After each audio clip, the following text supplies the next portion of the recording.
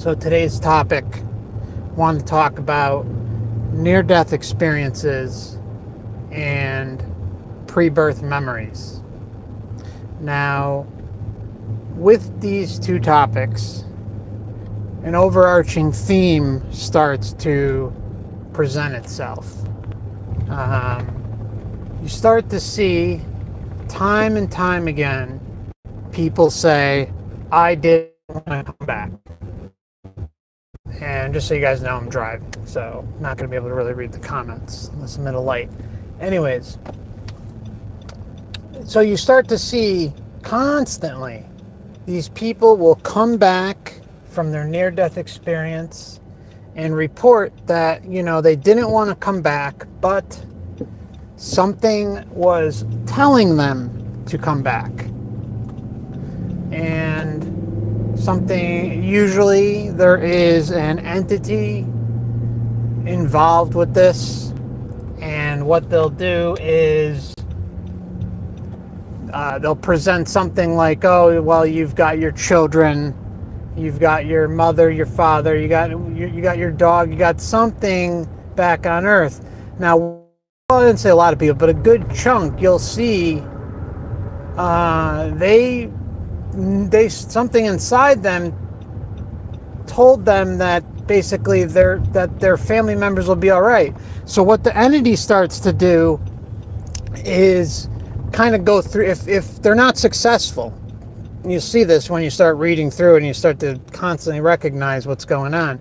The entity kind of, whoever's dealing with them, will go through a list of whatever, like a family member. So if they can't get through to you on your child, if they can't get through to you on your mother, they're going to go through this list until you feel that you cannot, that you have to go back for a reason, that there's a reason for going back and doing this, and that they need your help back there. And a lot of people, this is another one that you'll see constantly, is that these people are on a mission, that they have some reason that they have to come back. It might not even be family members. It might be, I've seen stuff where it's to help the environment, to help people heal, to help people grow spiritually. I mean, you name it. And, of course, you can link in the religious aspect with all of this. And it really starts to create a big picture. Now, constantly you're going to see people saying they didn't want to come. And if you didn't see my last video on the pre-birth memories, a guy who gave his testimony, and I did commentary on it, check it out. He's a great example, and he's just one of many. He talks about how he didn't want to come back, but he wanted to become almost like this God being that he was associating with. He wanted to be like him, and so he wanted to reach that status, so to say. And the only way he can do that, of course, is by continuing to learn here on Earth and take those lessons in and continually keep reincarnating. The whole point of all of this is to get you back here. Everything is here in place to distract you, to get you back in a body, to be as confused and deceived as possible, and be primed for the pickings when you're leaving your body and death is on your doorstep. Okay? So I just wanted to make this video so for those that are kind of new to the reincarnation, soul trap, matrix, whatever you want to call it, the earth trap, the prison planet, you pick the name.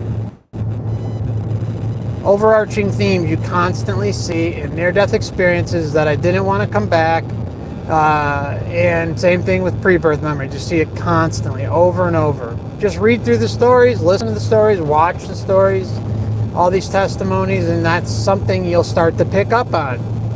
And then it seems like once they get into a body, they start to slowly lose themselves. And that can even be said for as much as people gain by having a near-death experience and having these pre-birth memories. Things, yes, change a lot, especially for near-death experiences, but pre-birth memory accounts, they change when they get this recollection of them, and things that they once knew kind of start to fall by the wayside. And as I mentioned in the previous video before this, Earth is like the biggest case of Stockholm syndrome you've ever seen. We like to make excuses for what goes on here and label everything that's happening as a learning experience, when in fact it is the sickest, most twisted game you can ever imagine, right? I mean, people love to make excuses for their captors.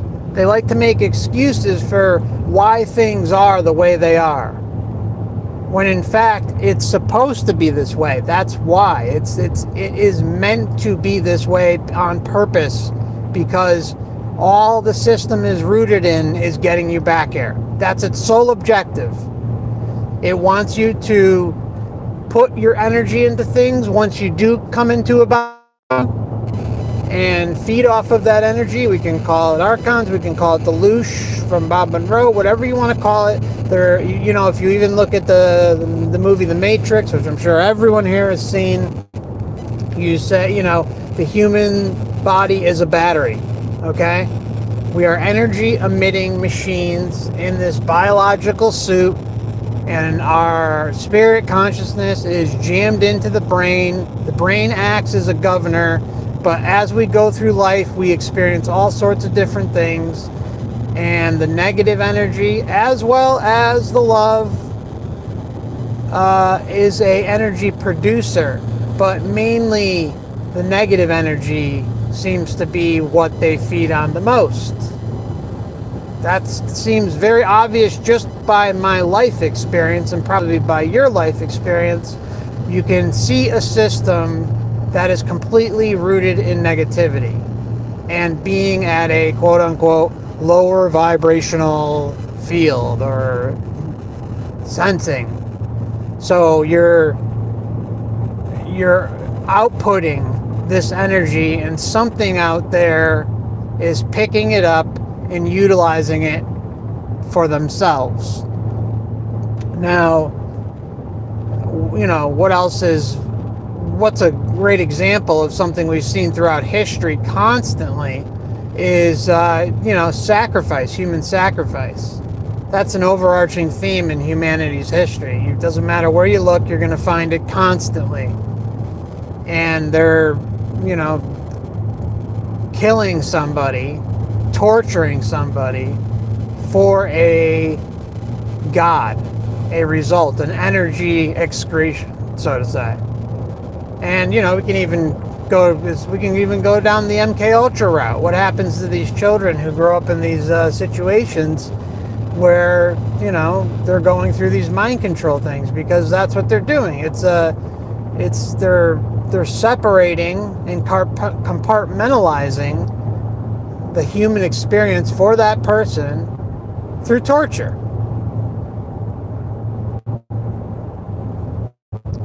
I mean, we're kind of topic of the video, but I'm just putting that out there so you kind of see how there's a correlation with some of these things.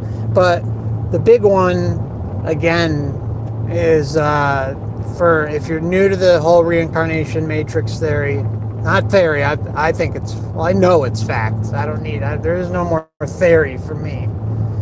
But if you're still new to it and on the fence and saying, oh yeah, something definitely seems wrong here, how can I know inside me and know better and firm up that knowing inside me? Well, a big step of that is reading through near-death experiences and pre-birth memories, and you will see These people constantly saying they didn't want to come back. And then, of course, you have, hell-like experience, near-death experience, But a lot of it is, it's based in love and this love bomb that people go through. It's the most love they've ever felt in their life. Nothing can compare to it on earth. So you have that aspect to it too. But think about it. If you were trying to control a spirit, a soul, and trying to manipulate them, what better way to do it than love? If you don't have to throw an experience that will be perceived as negative at somebody, then you're gonna yield results in the long run better by putting out the love frequency. Okay? By putting out the frequency that someone met Jesus, or the frequency that someone met Muhammad or Buddha, whatever. Okay? And that all correlates to the person's experience. So if your life experience is, you're a holy roller, you're Christ, you love Christ and this and that and Jesus, that's all fine and dandy. But you can expect a visitation from something that resembles a Jesus-like frequency, and probably it will be misinterpreted. So, just some food for thought, and the same goes for other religions as well. It's customized to the person's belief system for the most part,